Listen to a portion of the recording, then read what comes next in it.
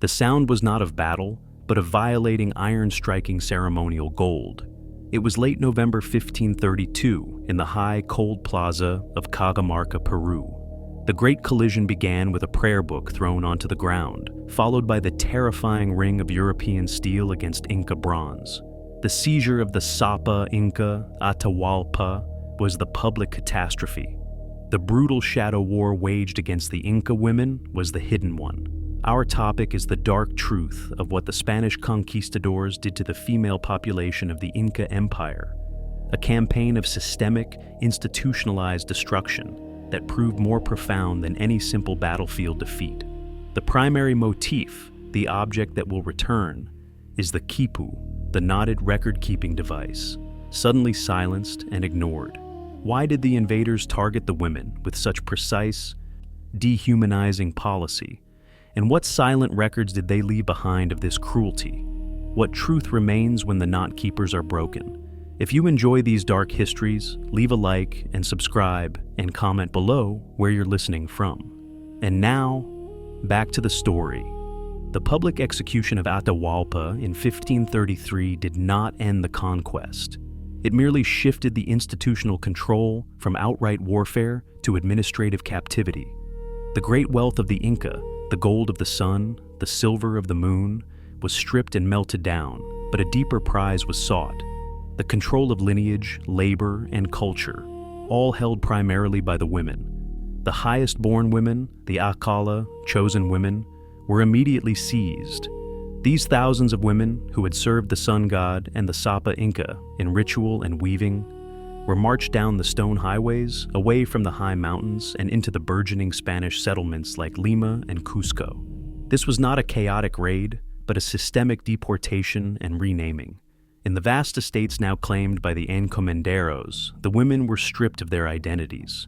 They were no longer called by their sacred names, Cusi, Joy, Mama Oclo, Mother, Ana Huarque, Star, but given Christian names like Isabel or Catalina, often simply attached to the name of the Spaniard who claimed them. They became numbers in a cruel inventory of human property, marked not by a brand, but by the absence of their former life. Their heads often shaved to erase their ceremonial braids. The institutional goal was complete erasure of memory through forced assimilation and sexual control. This private hell was the price of defeat.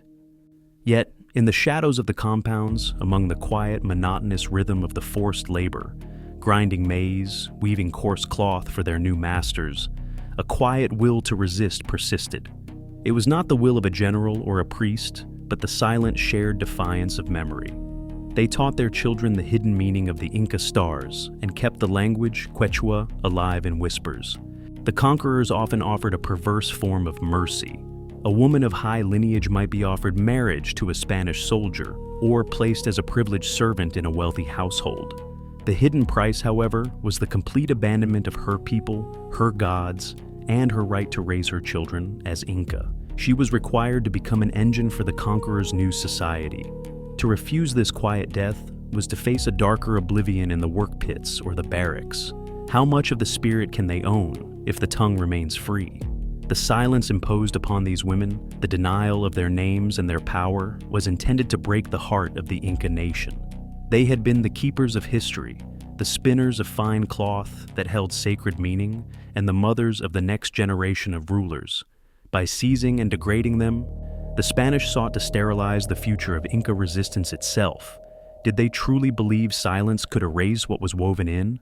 The condition for survival was stated openly and constantly: conversion and compliance, or vanishing into the system of forced labor and sexual servitude.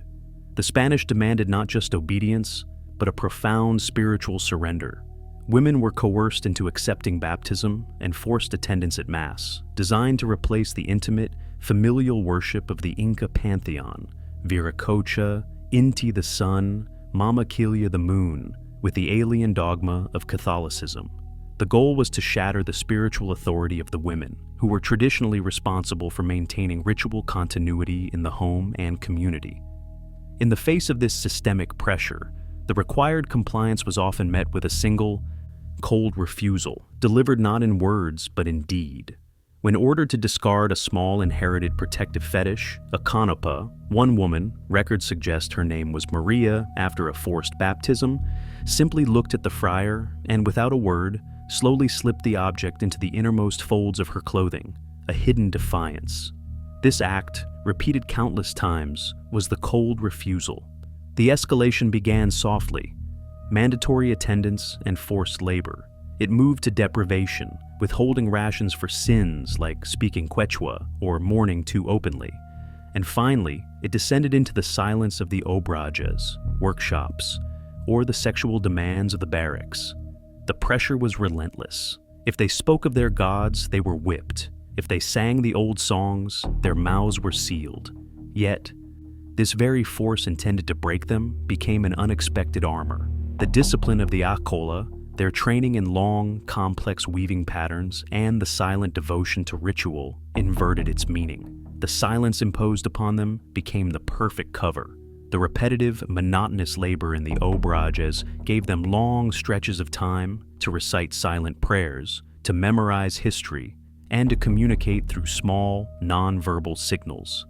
Their silence became a vow, not to the new god, but to the memory of the old one, a silent oath that preserved their identity beneath the surface of enforced compliance.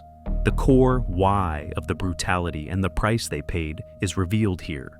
The Spanish realized that to truly control the land and its resources, they had to destroy the Inca concept of Ayllu, the extended family network and community structure. Women were the nexus of the Ayllu, the carriers of kinship and memory, and the literal generators of the labor force. The price of this destruction was the total commodification of the female body, reduced to a womb for new labor and a tool for sexual gratification, in an attempt to erase the Inca worldview forever.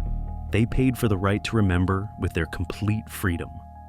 How does the spirit measure the value of a stolen name? The system was designed to create half-breeds, biologically the children of the conquerors, culturally and spiritually orphans. But the women, stripped of everything else, poured their spiritual resistance into the one thing they still controlled: the silent transmission of culture to their children, teaching them the Quechua language and the old ways under the veneer of Spanish piety. They became the hidden temples of the vanished empire. Can a new generation forget what the mother teaches in secret? The conquerors believed they had silenced the Khipu forever, reducing the knotted cords, the meticulous three-dimensional records of the Inca state, census, and history, to mere curiosities or fuel for bonfires. But the physical destruction of the official records only pushed the practice into a hidden space. The truth did not lie in grand archives, but in the small, forgotten, and domestic corners of the newly established Spanish cities. The motif of the Khipu, supposedly broken, reappeared in the hands of the women. The hidden place was not a vault, but the weaving rooms and the private domestic courtyards of the native quarters. Here, the women performed a wordless rite of memory. The sacred act of weaving, which they were still forced to perform for Spanish masters, was turned into an act of cultural preservation. They continued to use specific dyes, knot patterns, and fiber twists that, to an outsider, looked like simple textiles, but to the initiated, represented mnemonic devices tied to the oral history of the Ayllu. The complex, symbolic language of the Inca was being recoded into the very fabric of their forced labor. The cautious evidence queue surfaces in the late 16th and early 17th centuries, in the form of letters and records of local Spanish magistrates, known as the corregidores. These archives contain frustrated complaints about idolatry and unrest among the native population that could not be traced to any single rebellious leader. The officials noted a strange, stubborn refusal among the women to discard specific worn pieces of cloth or to fully abandon the old calendar, suggesting a memory system was being maintained in plain sight. They described women performing silent, repetitive actions. The measured pouring of chicha, corn beer, onto the ground. A miniature libation to the earth goddess Pachamama, performed just before attending a Christian mass. This was the wordless rite of memory. What was hidden was the fact that the women became the living Khipu.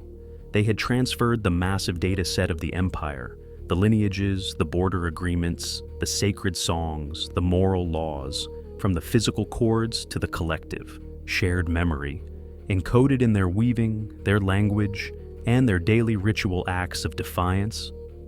The Spanish thought they had simply seized bodies. They had, in fact, captured the very caretakers of the empire's soul, forcing the most crucial data underground where it could survive. The destruction of the public records ensured the creation of a vast, private, and resilient history, accessible only through the women's collective silence. How do you burn a history that has been hidden in the thread? This was not a formal rebellion, but a generational act of deep cultural sabotage.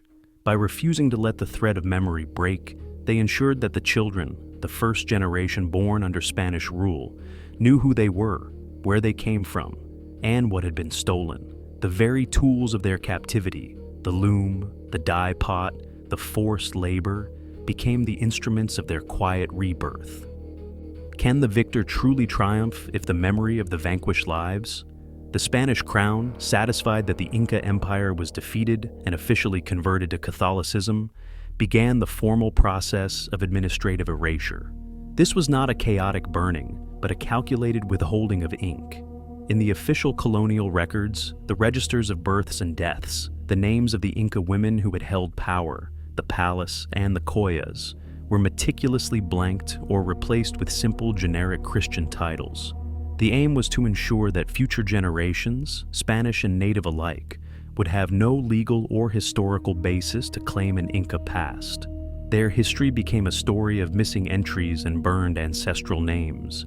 The ink was simply withheld. The only distant witnesses left were whispers.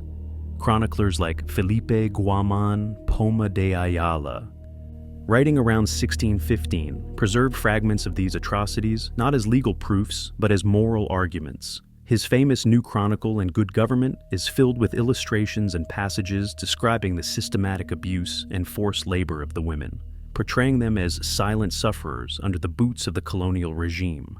These accounts were treated by the Crown not as evidence, but as seditious literature, the subjective complaints of the vanquished, easily dismissed. They are whispers, not proofs. The opening image, the sound of iron striking ceremonial gold in Cajamarca, echoes now, centuries later, in the cold, distant silence of the Andean highlands. The gold was recoverable, measurable, and melted down. But the knowledge, the history, and the spiritual strength carried by the Inca women proved to be a treasure that could not be liquidated. What the Spanish sought to destroy was a culture. What they created was a hidden, oral tradition of immense resilience, passed through the female line. The final bitter truth is that what the Spanish did to the women was meant to be worse than death. It was meant to be the total erasure of their lineage and memory. They failed. The greatest violence done was that which could not be written down. Subscribe, hit the bell, and like. The stolen history only waits for the thread to be found.